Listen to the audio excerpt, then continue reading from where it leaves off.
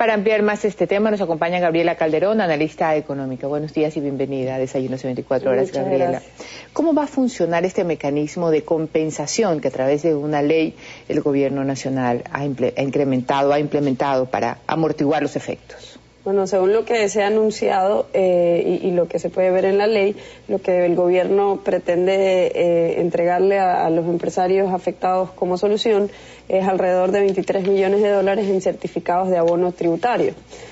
Algunos empresarios han expresado preocupación acerca de esto porque a corto plazo el impacto de perder estas preferencias arancelarias les va a generar problemas de liquidez que no se resuelven con un papel del Estado que luego ellos tienen que ir a ofertar en el mercado y que seguramente les será comprado con un descuento.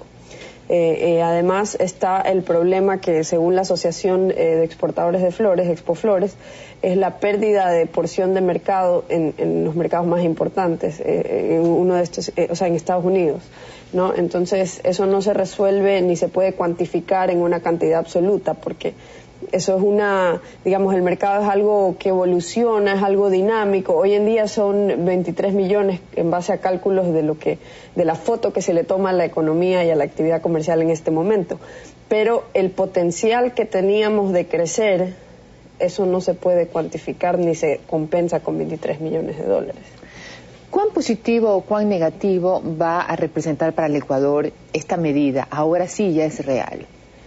Bueno, no creo que es tan catastrófico la pérdida del ATP-DA como la pérdida de la oportunidad de haber logrado un TLC con la Unión Europea y con Estados Unidos, como ya lo hicieron nuestros vecinos. Yo creo que esa es la verdadera catástrofe, digamos, porque lo que hacemos es como dispararnos en el pie. Somos una economía que no es muy competitiva en el área tributaria y en el área de mercado laboral. Ahora tampoco lo somos en el área de preferencias arancelarias en cuanto a nuestra apertura económica. Ecuador era un país que en el último análisis que hizo la Organización Mundial de Comercio era considerada una economía relativamente abierta. Esto fue a principios de 2012, el último análisis que hizo la Organización Mundial de Comercio. Pero viendo la cuenca del Pacífico hoy en día, vemos que mientras que todos los países en la cuenca del Pacífico se están abriendo cada vez más y logrando TLCs con sus principales socios comerciales, Ecuador está haciendo lo contrario. Pero Ecuador ha anunciado a través de sus funcionarios que está abierto a un convenio, a un tratado con la Unión Europea y pareciera dar mensaje de esperanza de que las cosas van a avanzar en ese sentido. Claro, pero sin embargo hay mensajes mixtos, porque al mismo tiempo se habla con mucha frecuencia y con la misma determinación acerca de una unión al Mercosur. Para las personas que no están al tanto del tema, son dos cosas que no pueden pasar. Si pasa lo uno, no va a pasar lo otro. Es decir, el gobierno tiene que aclarar a cuál de las dos estrategias le apuesta, porque si queremos un acuerdo comercial con la Unión Europea, entonces tenemos que rechazar la idea de ser miembros plenos de Mercosur, porque son dos cosas incompatibles. El bloque de Mercosur no acepta que uno de sus miembros plenos negocie por cuenta propia acuerdos comerciales con otros bloques o con otros países. Entonces, digamos, Mercosur ya va a cumplir más de 15 años tratando de negociar un acuerdo comercial con la Unión Europea y esto ha afectado principalmente a Uruguay y Paraguay, países pequeños que ya lo hubieran firmado por cuenta propia, pero al ser miembros plenos no se le permite. Lo que no le pasa a otros países que les va muy bien con la Unión Europea. Claro, entonces, digamos, no hay necesidad tampoco de atarse las manos de esa manera para tener un comercio integrado con los países del Mercosur. Desde el año 2004, Ecuador, Colombia y Perú firmaron un acuerdo de complementación económica con los países del Mercosur y en el caso de Ecuador nosotros tenemos más del 90% del comercio liberado con Argentina y Brasil, que son los países más importantes de ese bloque.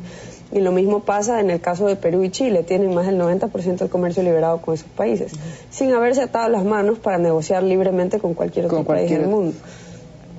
Ahora, Una de las cosas que le preocupaba incluso cuando anunciábamos esto de las preferencias arancelarias, que ya no iba más y que ya se veía venir, sin duda los empresarios tomaron medidas al respecto y pudiera eventualmente el Ecuador estar amortiguado lo suficiente para evitar tanto impacto por la iliquidez que va a darse entre que se venden los bonos en el mercado y se recuperan y pueden seguir con sus actividades comerciales. ¿O si va a frenar? O sea, esto es un problema solo a corto plazo, el problema de la liquidez, porque lo que va a pasar a largo plazo es que se adecúa la producción, o sea, los empresarios van a decir, ya no voy a pretender producir la cantidad que producía cuando tenía este porcentaje del mercado en Estados Unidos, sino que voy a reducir mi producción, o probablemente voy a tratar de reorientar mi producción hacia otros mercados, cosa que no es tan sencilla. Una cosa es decirlo, otra cosa es hacerlo, porque es empezar a buscar clientes desde cero, y que son relaciones que se forjan a lo largo de muchos años. Y estamos hablando de un programa de preferencias arancelarias que tenía 20 años. Y aunque cueste esto de un poco de recalcular otra vez la capacidad de producción y apuntar la producción a otro país, ese mirar para otro lado, aunque demore y cueste, ¿va a ser positivo o nada va a ser más positivo como enviar esos productos a los Estados Unidos? Bueno, es que lo que pasa es que es impredecible, pero lo que sí podemos saber es que va a haber, digamos, un impacto muy duro para algunas personas, porque tenemos el caso de varias empresas cuya producción, más de 40%, estaba destinada a exportarse a Estados Unidos. Tienen una cierta concentración y dependencia de ese mercado, que le pueda parecer bien o no a unos. Esa es la realidad, esa es la concentración. Insistir en esa pregunta. Es la concentración que tenían. ¿A quién le cae bien? O sea, ¿a quién le parece que eso es bueno?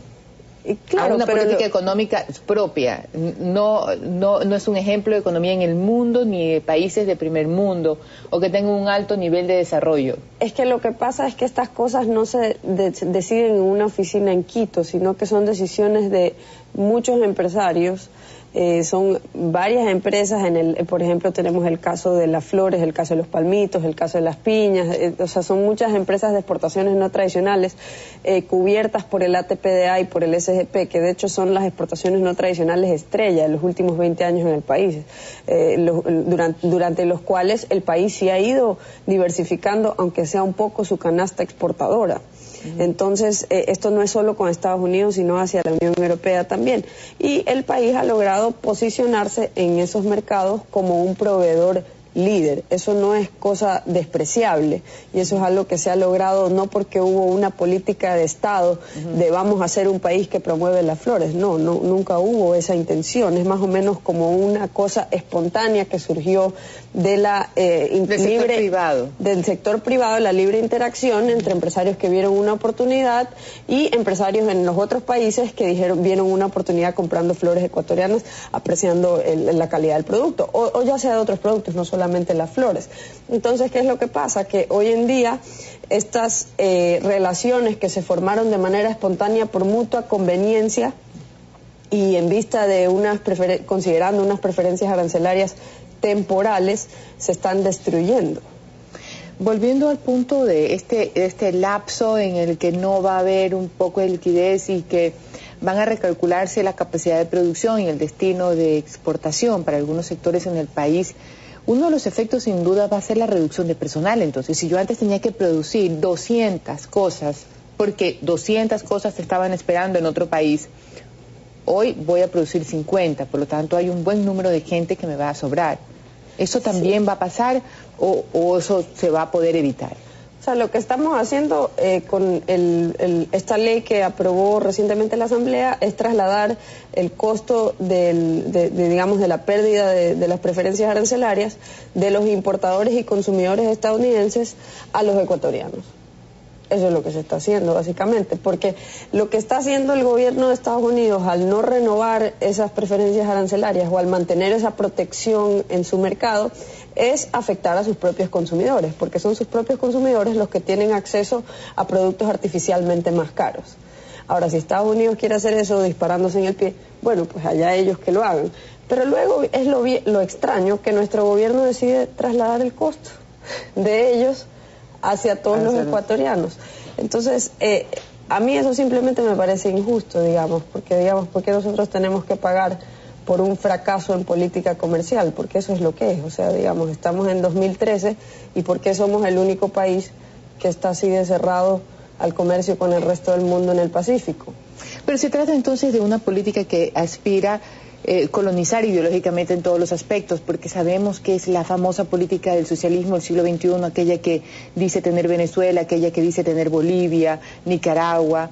Entonces es como una especie de una era que está pasando la región, en la que incluye también tener estas decisiones con respecto a ciertos estamentos o ciertas estructuras ya comerciales adquiridas anteriormente. Sí, hay algo de eso, pero no todo se trata de eso, ¿no? Hay varias posiciones. Hay las posiciones tipo del señor Nicolás Maduro, que pretende convertir al Mercosur en una especie de unión económico-política que va más allá de lo estrictamente comercial. Él hablaba del ecoalba.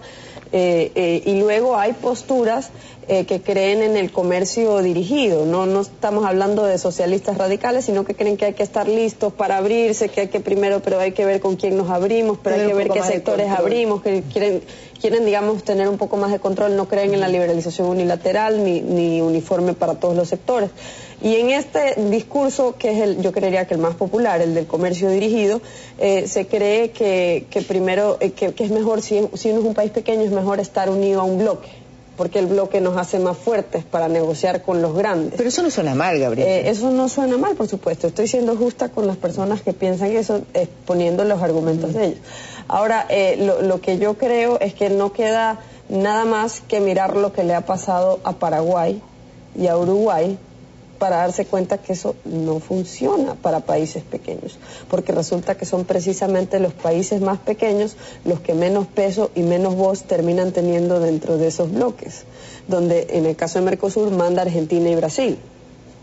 Y son países como Uruguay y Paraguay que no están gozando de los beneficios que están gozando países como Perú o como Colombia, que son economías, digamos, tampoco son gigantes, ¿no? Y han podido crecer y poder abrirse camino y posicionar sus productos de manera independiente sin depender de los dislates proteccionistas de Argentina y Brasil. Y desde el punto de vista del comercio dirigido, lo que le conviene a la industria brasileña no es lo que le conviene a la industria argentina.